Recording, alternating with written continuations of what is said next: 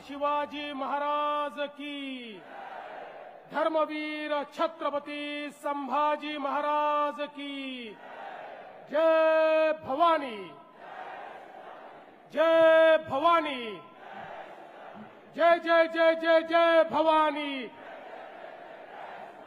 जय जय जय जय जय शिवाजी, जय श्रीराम, जय श्रीराम, जय जय श्रीराम। हिंदवी स्वराज्याचे सरसंस्थापक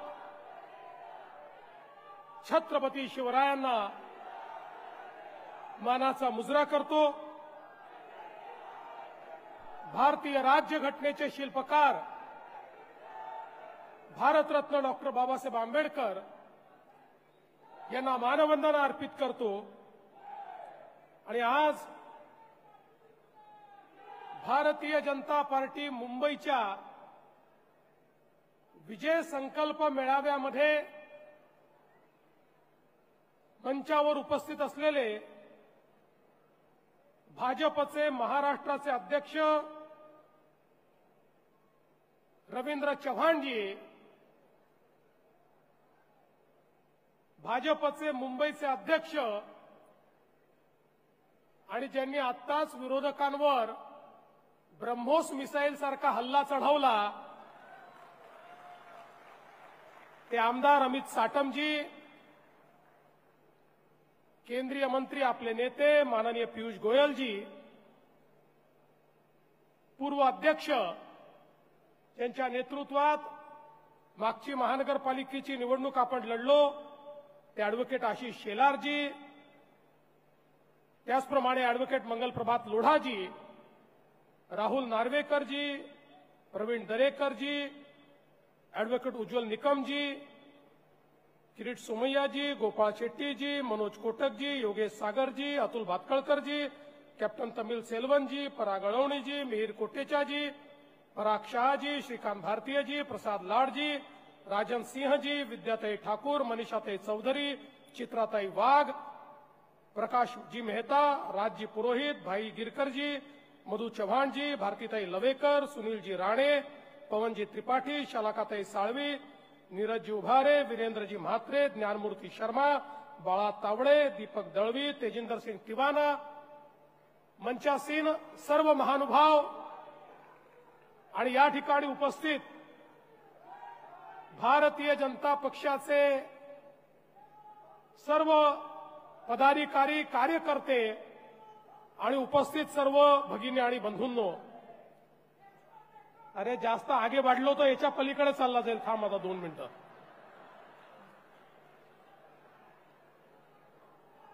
आज मला अतिशय आनंद आहे की आपले नूतन अध्यक्ष अमित साटम यांनी मुंबईमध्ये विजय संकल्प मेळावा आयोजित केला आणि आशिषजींनी जे सांगितलं ते सत्य आहे। या ठिकाणी बसलेल्या कार्यकर्त्यांचा जोश पाहिल्यानंतर आपला विजय आता कोणी थांबवू शकत नाही हा विश्वास माझ्या मनामध्ये आहे। मागच्या महानगरपालिकेत थोडक्यानी राहिलो होतो, 2च कमी पडले होते, पण तुम्हाला माहिती आहे कमी असले तरी काय करायचं आपल्याला माहिती असल्यामुळे आपण गणित जमवलं होतं आणि भारतीय जनता पक्षाचा पहिला महापौर हा त्यावेळी बसायची वेळ आली होती। पण मला आजही आठवतं की मला फोन आला, एकनाथराव शिंदेजी जे आता आपले सहकारी आहेत आणि मिलिंद नार्वेकर यांचा फोन आला आणि ते म्हणाले, देवेंद्रजी आमची तुम्हाला विनंती आहे, आपली महायुती आहे, ठीक आहे तुमचा महापौर बनू शकतो, पण इतकी वर्ष आमचा महापौर बनतोय, उद्धवजींची इच्छा आहे आपला महापौर झाला पाहिजे, उद्धवजी खूप नर्वस झाले आहेत, ते खूप नाराज झाले आहेत.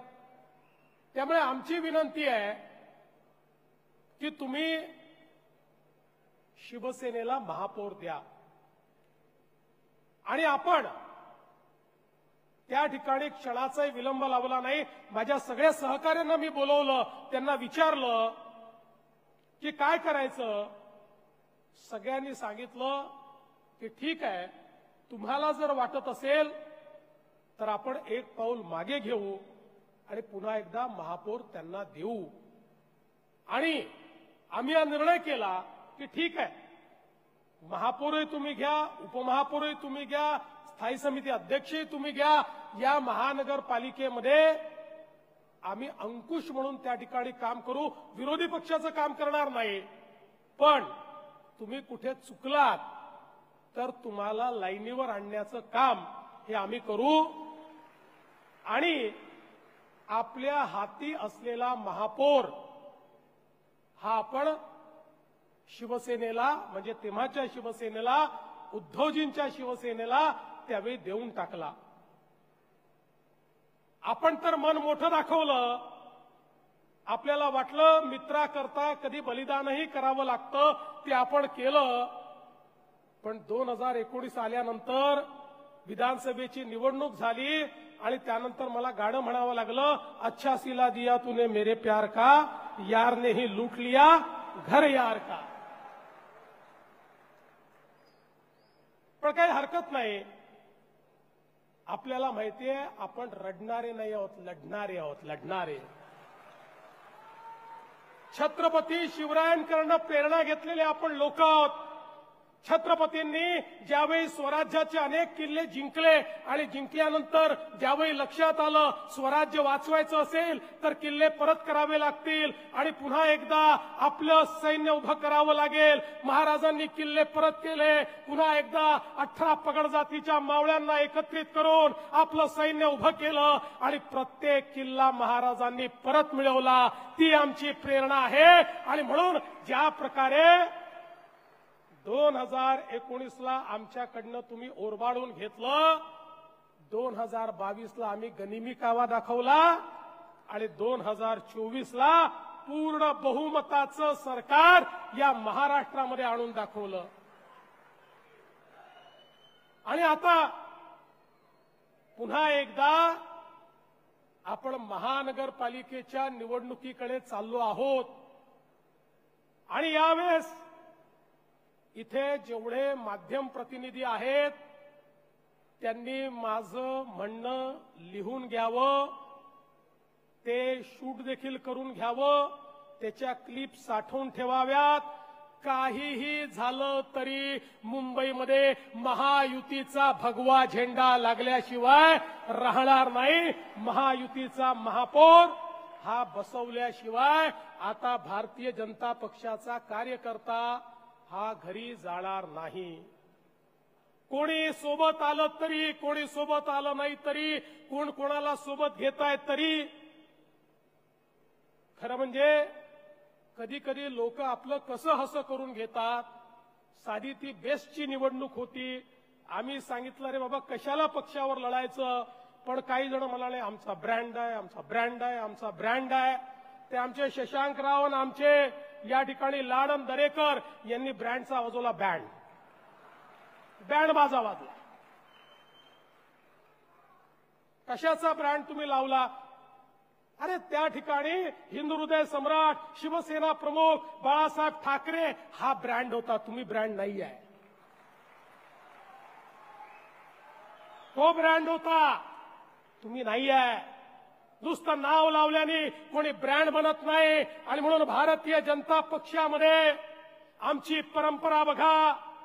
या ठिकाणी एक साधारण कार्यकर्ता अमित साटम हा देखील या ठिकाणी भाजपचा अध्यक्ष होऊ शकतो. लोढाजींनंतर लोढांचा मुलगा अध्यक्ष झाला नाही. शेलारांच्या नंतर शेलारांचा मुलगा अध्यक्ष झाला नाही. एक अमित साटम हा या ठिकाणी अध्यक्ष झाला.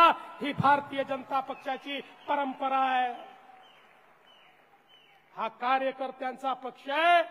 हे नेतृत्व जनतेतनं तयार होतं. त्यामुळे आमच्याकडे चहा विकणारा हा जागतिक ब्रँड म्हणून जगामध्ये एस्टॅब्लिश होतो, अशा प्रकारचा ब्रँड निर्माण करणारा आमचा पक्ष आहे. त्यामुळे आम्हाला कोणी ब्रँड सांगू नये.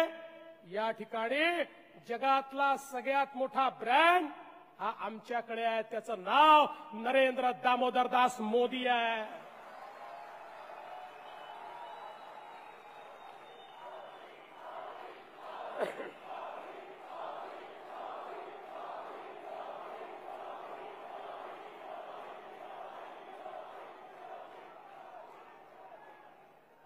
काही उचकते रोज सकाळी उठून मोदींना प्रश्न विचारतात, पण अशा उचक्यांना उत्तर हे मुंबईच्या जनतेने 2024च्या विधानसभेमध्ये दिलं. आणि मुंबई कोणाची याचं उत्तर सातत्याने 2014, 2019 आणि 2024च्या विधानसभेमध्ये मुंबईकरांनी दिलं. अरे मुंबई ही भाजपची, मुंबई ही महायुतीची, मुंबई ही भाजपा शिवसेना महायुतीची. शिवसेना म्हणजे कोणती? हिंदू हृदय सम्राट शिवसेना प्रमुख बाळासाहेब ठाकरेंची शिवसेना, ज्याचे प्रमुख आता कोण आहेत? एकनाथराव शिंदे. हे उत्तर दिलं. आणि आज तुम्ही बघू शकता, अनेक वेळा मला आश्चर्य होतं. तुम्ही यांची भाषणं बघा, काय बोलतात. यांच्या भाषणांमध्ये मी तर 100 रुपये द्यायला तयार आहे तुम्हाला. तुम्ही गेली 10 भाषणं काढा आणि विकासावर एक वाक्य दाखवा. एक वाक्य. मुंबईकरांच्या जीवनामध्ये परिवर्तन आणण्याकरता विकासाच्या विजनचं एक वाक्य तुम्ही दाखवा. 100 रुपये माझ्याकडनं घेऊन या. बोलतच नाहीत, बोलूही शकत नाहीत. कारण मराठी माणसाचं बोलताना गिरण गावातला मराठी माणूस हद्दपार कोणी केला हा प्रश्न विचारला तर उत्तर नाही आहे.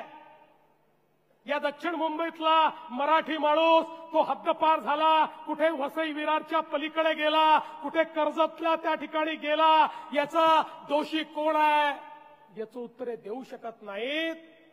पण त्याच वेळी याच मुंबईमध्ये मुंबईतली सगळ्यात मोठी चाळ बीडीडी चाळ, ज्या बीडीडी चाळीत राहणारा माझा मराठी माणूस, त्याच्यावर आलेलं संकट होतं. इतके वर्ष केवळ बिल्डरांच्या दबावाखाली बीडीडी चाळीला तुम्ही त्या ठिकाणी विकसित होऊ दिलं नाही. आम्ही विकसित करून दाखवलं. या देवा भाऊनी विकसित करून दाखवलं. आज बीडीडी चाळीचा जो प्रकल्प आहे, संपूर्ण एशियातला सगळ्यात मोठा अर्बन रिन्युअलचा प्रकल्प आहे. ज्या ठिकाणी माझ्या मराठी माणसाला 120 फुटाची जागा होती, 120 फुटात राहत असलेला माझा मराठी माणूस आज 540 फुटाच्या घरामध्ये त्या ठिकाणी गेला. आमच्या प्रवीणजीच्या पाठपुराव्यानंतर आता आमच्या अभ्युदय नगरमध्ये राहणारा माझा गिरणी कामगार, माझा मराठी माणूस, माझा त्या ठिकाणी ज्याच्या कष्टावर ही मुंबई उभी राहिली, त्याला देखील या ठिकाणी 550-600 स्क्वेअर फूट जागा आता देण्याचा निर्णय आम्ही केला आणि त्याचंही काम आम्ही करतो. या मुंबईतल्या गिरगावामध्ये ज्यावेळी मेट्रोचं काम सुरू होतं, त्यावेळी गिरगावातल्या मेट्रोमुळे अफेक्टेड लोकांना वाटायचं आता पुन्हा एकदा आमच्यावर संकट येणार आणि आम्हाला मुंबईतनं हद्दपार व्हावं लागणार. आम्ही निर्णय केला नाही, त्याला या ठिकाणी गिरगावमध्येच आम्ही पुनर्वसित करू आणि त्याच्या पुनर्वसनाच्या इमारती त्या गिरगावातच आम्ही बांधल्या. आज संपूर्ण मुंबईमध्ये सामान्य माणसाच्या घराचा प्रश्न सोडवण्याकरता स्वयं पुनर्विकासाची योजना आपण आणली. आज 1600 प्रकल्प स्वयं पुनर्विकासात निघाले. हजारो लोकांना आपल्या स्वप्नाचं घर मिळत आहे. आज म्हाडाचे लेआउट हे आपण पुनर्विकसित करतो, त्यातनं मराठी माणसाचं घराचं स्वप्न आपण पूर्ण करतो, सामान्य मुंबईकराला परवडेल असं घर हे देण्याचा प्रयत्न आपण आज या ठिकाणी करतो। माझा सवाल आहे, यातली एक तरी गोष्ट तुम्ही करू शकलात का, याचं उत्तर हे मला विरोधकांनी दिलं पाहिजे। अरे वर्षानुवर्ष सत्ता तुम्ही हातामध्ये ठेवली, या मुंबईची काय अवस्था केली आज तुम्ही बघा।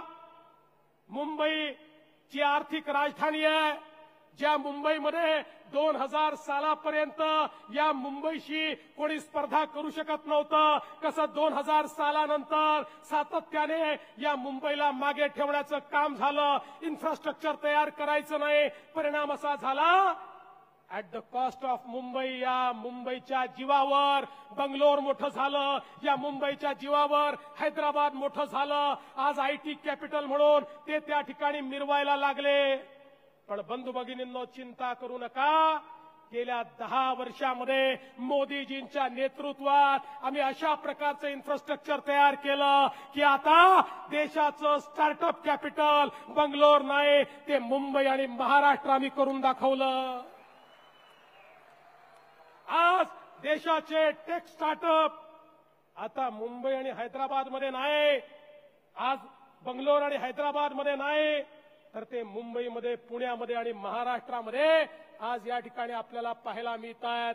आणि पुढचं जे रेव्होल्यूशन आहे या देशामध्ये येणारं डेटा सेंटरचं, आज मला सांगताना आनंद वाटतो, गेल्या 5 वर्षामध्ये या महाराष्ट्रामध्ये आम्ही गेल्या 10 वर्षामध्ये, एका दशकामध्ये ज्या काही सुधारणा केल्या, आज भारतामध्ये जेवढी डेटा सेंटरची कॅपॅसिटी तयार झाली त्याची 60% कॅपॅसिटी एकट्या महाराष्ट्राने तयार केलेली आहे। पुढचं जे रेव्होल्यूशन आहे आर्टिफिशियल इंटेलिजन्सचं, क्वांटम कम्प्युटिंगचं, ते रिव्होल्यूशन मध्ये पहिल्या क्रमांकावर माझा महाराष्ट्र असेल। आणि पुन्हा एकदा मुंबईला 30 पोझिशन, त्याचं तेच स्थान परत करण्याचं काम आम्ही या ठिकाणी केलं। आज आपण पाहू शकतो, मगाशी अमित साटम म्हणाली गोष्ट खरी आहे, हे जेवढे प्रकल्प आहेत या एकाही प्रकल्पाची संकल्पना माझी नाही, हे सगळे प्रकल्प 30 वर्ष 40 वर्षापूर्वी संकल्पित झाले, पण दुर्दैवाने ज्यांच्या हाती सत्ता होती त्यांना स्वप्नही बघता येत नव्हते आणि स्वप्न पूर्ण तर करताच येत नव्हते, त्यामुळे यातलं एकही काम ते पूर्ण करू शकले नाहीत।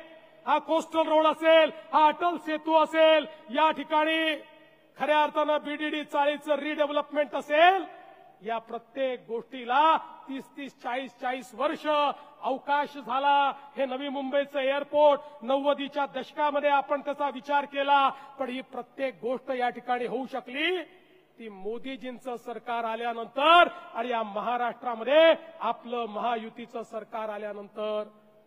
आज आपण बघा, धारावीच्या संदर्भात राजीव गांधी 84 साली बोलले,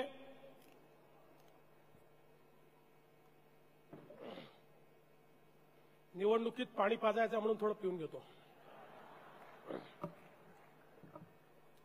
85 साली धारावीच्या संदर्भात राजीवजी बोलले, 85 पासून 2014 पर्यंत धारावीचं काही होऊ शकलं नाही, पण आज जगातला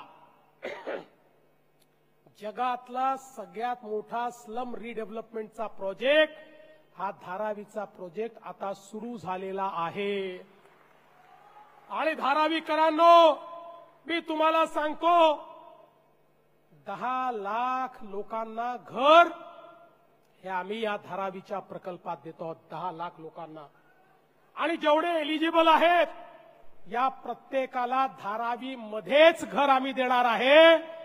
पण पहिला प्रकल्प असा आहे की जो एलिजिबल नाही त्यालाही घर देण्याचा निर्णय आपण केला, कारण आपल्याला माहिती होतं याला इनएलिजिबल ठरवून इथनं जर बाजूला काढलं तर बाजूला तो झोपडपट्टीच तयार करेल, त्याच्याकडे दुसरा पर्याय नाहीये। त्यामुळे प्रत्येकाला घर देणारा, आणि हे करत असताना आम्ही विचार केला की धारावी ही केवळ एक निवासी वस्ती नाहीये, एक इकॉनॉमिक पॉवर हाऊस आहे। आज त्या ठिकाणी पोटरीचं काम असेल, त्या ठिकाणी वेगवेगळ्या प्रकारे लेदरचं काम असेल, त्या ठिकाणी फूड इंडस्ट्री असेल, त्या ठिकाणी स्मॉल स्केल इंडस्ट्री असेल, इतकी मोठी इंडस्ट्री आहे. अरे तुम्हाला जे पाहिजे ते त्या ठिकाणी बनवून मिळतं. अशा प्रकारची धारावी आहे, अशा प्रकारचे त्या ठिकाणी कलाकार लोक राहतात, अशा प्रकारचे कारीगर राहतात. आणि म्हणून निर्णय केला की या धारावीतली ही जी इंडस्ट्री आहे ही पण बाहेर जाणार नाही. धारावीच्या इंडस्ट्रीला धारावीमध्येच आम्ही जागा दिली. चांगल्या पद्धतीनं त्यांना या ठिकाणी अनऑर्गनाइज सेक्टरमधनं ऑर्गनाइज सेक्टरमध्ये आणलं आणि 5 वर्षाकरता सर्व प्रकारचे टॅक्सेस हे आम्ही त्या ठिकाणी माफ करून टाकले. त्यामुळे पुढच्या काळामध्ये धारावीमध्ये एक मोठी इंडस्ट्री आपल्याला तयार झालेली दिसेल. सामान्य माणसाच्या जीवनामध्ये परिवर्तन घडवण्याचं काम आम्ही केलं. आज आपण पाहू शकतो या ठिकाणी मेट्रोचं जाळं आपण तयार केलं. 15 वर्षात 11 किलोमीटर आणि 10 वर्षामध्ये 354 किलोमीटर हा फरक आहे. हे परिवर्तन आपल्याला पाहायला मिळत आहे. आणि आता 30 तारखेला माननीय मोदी साहेब ज्यावेळी अंडरग्राऊंड मेट्रो जी आहे ती आपल्या कफ परेड पासून सुरू करतील, ती देखील एशियातली सगळ्यात मोठी सिंगल लाईन असणार आहे अंडरग्राऊंडची. आपण कनेक्टिव्हिटीचा विचार करा. आपण कोस्टल रोड केला, आता आपण बांद्र्यावरनं वर्सोव्याचा रोड करतोय, वर्सोव्यापासनं भाईंदरपर्यंत आपण रोड करतोय, भाईंदरच्या उत्तरपासनं विरारपर्यंत रोड आपण करतोय. म्हणजे मुंबईकरांकरता हे का महत्वाचं आहे तर मुंबईची 60% मुंबईचं ट्रॅफिक हे वेस्टर्न एक्सप्रेसवेवरनं जातं 60%. आणि या वेस्टर्न एक्सप्रेसवेला पर्यायी कोस्टल रोड हा पूर्ण भाईंदरपर्यंत आणि मग पलीकडे आपण वसई विरारपर्यंत तो देतो आहोत. त्यामुळे मुंबईचं जे स्वप्न आपण बघितलेलं आहे की मुंबईतल्या कुठल्याही भागातनं कुठल्याही भागात जायचं असेल तरी 59 मिनिटाच्या आत व्यक्ती पोहोचला पाहिजे. अशा प्रकारचं मुंबईचं अर्बन प्लॅनिंग हे आपण या ठिकाणी केलेलं आहे. मुंबईकरांचं अर्ध आयुष्य हे रस्त्यावर जातं नाही तर ट्रेनमध्ये जातं. त्याला कुठेतरी चांगल्या प्रकारे सुविधा मिळाल्या पाहिजेत हा आपला प्रयत्न आहे. आज आपण जे बोगदे तयार करतोय, ईस्ट वेस्ट कनेक्टिव्हिटीचे आपले बोगदे असतील की ज्याच्यातनं आपल्याला कल्पना आहे की ठाण्यापासनं तर अगदी बोरीवलीपर्यंत बोगद्यातनं आपल्याला येता येईल. 1.5 तासाचा जो प्रवास आहे हा प्रवास 20 मिनिटाचा प्रवास आपण त्या ठिकाणी करणार आहोत. असे अनेक कार्यक्रम आपण हातामध्ये घेतलेले आहेत. या मुंबईच्या सामान्य माणसाच्या जीवनामध्ये एक कनेक्टिव्हिटी ही आपण त्या ठिकाणी देतो. मुंबईची जी आपली सबर्बन रेल्वे आपली लोकल आहे, मी मोदी सरकारचे आभार मानेन. या लोकलच्या दरवाजातनं पडून कित्येक लोक मरायची आणि दरवेळेस चर्चा व्हायची की याच्यावर काय उपाय आहे, पण उपाय होत नव्हता. आता मोदी सरकारने हा निर्णय घेतला की आम्ही नवीन ट्रेन आणणार, बंद दरवाजाच्या ट्रेन आणणार, एसी ट्रेन आणणार. म्हणजे जसं आपण मेट्रोमध्ये फिरतो मेट्रो सारखीच ट्रेन ही आता लोकलला असेल, पण तिकीट मात्र वाढणार नाही. आज जे तिकीट आहे त्या तिकिटामध्येच आपल्याला त्या ठिकाणी ही एसी ट्रेन या मिळणार आहे. बंधू भगिनींनो, आपण आज एमएमआर रिजनमध्ये 3री मुंबई करतोय, वसई विरारकडे 4थी मुंबई करतोय. या मुंबईला अफोर्डेबल करण्याचा प्रयत्न करतोय. वाढवण सारखं बंदर झाल्यानंतर पुढचे 100 वर्ष या महाराष्ट्राला आणि मुंबईला एक मॅरीटाईम ताकद म्हणून कोणी आपला मुकाबला करू शकणार नाही. अशा प्रकारचं जगातलं पहिल्या 10 बंदरातलं बंदर हे आपण वाढवणमध्ये या ठिकाणी तयार करतो. एक प्रकारे वी आर रिइमॅजिनिंग मुंबई. आम्ही मुंबई रिइमॅजिन करतोय आणि काही लोक फक्त खुर्ची रिइमॅजिन करतायत. जे खुर्ची रिइमॅजिन करतायत त्यांना सांगू देऊ इच्छितो, ती खुर्ची तुम्हाला मिळणार नाही. ती खुर्ची कार्यकर्त्यालाच मिळेल.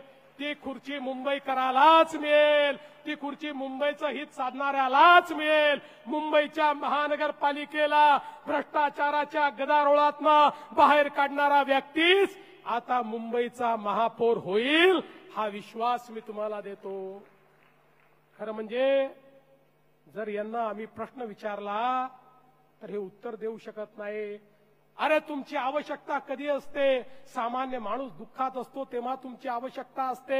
या कोविडच्या काळामध्ये ज्यावेळेस सामान्य माणसं मरत होती, ज्यावेळी सामान्य माणसांना बेड मिळत नव्हती, जेव्हा त्यांना ऑक्सिजन मिळत नव्हतं, ज्या काळामध्ये हजारो कोटी रुपये आपल्या तिजोरीत ठेवलेली मुंबई महानगरपालिका, ज्या महानगरपालिकेचे 70,000 कोटी रुपयाच्या ठेवी होत्या, त्या महानगरपालिकेकडनं केवळ एवढीच अपेक्षा केली होती, तेव्हाच्या सत्ताधाऱ्याकडनं एवढीच अपेक्षा केली होती, तुमच्याकडे पैसा आहे, तुम्ही त्या ठिकाणी व्यवस्था उभ्या करा, सामान्य माणसाला ऑक्सिजन द्या, त्याला बेड उपलब्ध करून द्या. पण त्याच्याही मध्ये यांनी आपल्या नातेवाईकांना कंत्राट दिली आणि यांच्या नातेवाईकांना माणसं मारली. मी म्हणत नाही, तुम्ही ईडीची चार्जशीट बघा. जे डॉक्टर नव्हते त्यांना डॉक्टर दाखवलं, जे कंपाऊंडर नव्हते त्यांना कंपाऊंडर दाखवलं, ज्यांना नर्सिंगचं ट्रेनिंग नव्हतं त्यांना नर्सेस दाखवलं आणि त्यांना त्या ठिकाणी उभं करून त्यांच्या माध्यमातून हजारो रुपये, लाखो रुपये, करोडो रुपये त्या ठिकाणी लाटले. आणि परिणाम काय झाला? माझा आम मुंबईकर हा पटा त्या ठिकाणी मेला. अरे जनावरासारखा माझा मुंबईकर मेला. पण माझ्या मेलेल्या मुंबईकराच्या टाळूवरचं लोणी खाणारे हे नालायक यांनी त्या मुंबईकराचं ते शव ज्या बॉडी बॅग मध्ये न्यायचं, त्या बॉडी बॅग मध्ये ही घोटाळा केला. हे कफन चोर या ठिकाणी आम्हाला काय सांगणार?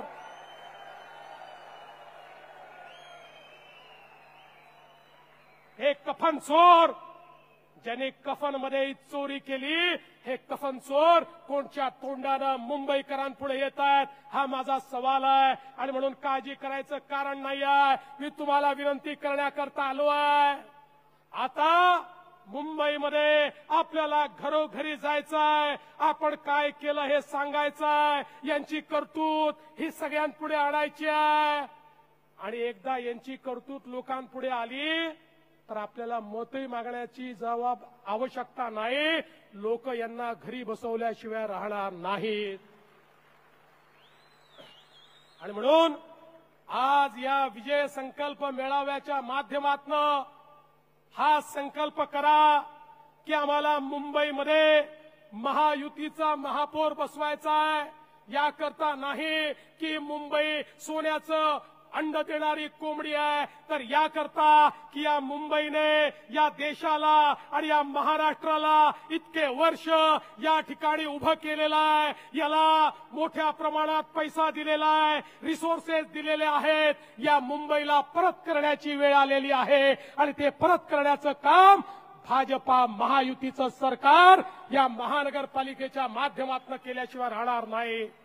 बंधू भगिनींनो, आज हा संकल्प घेऊन आपण घरी जावं एवढीच आपल्याला विनंती करतो आणि माझं बोलणं संपवतो.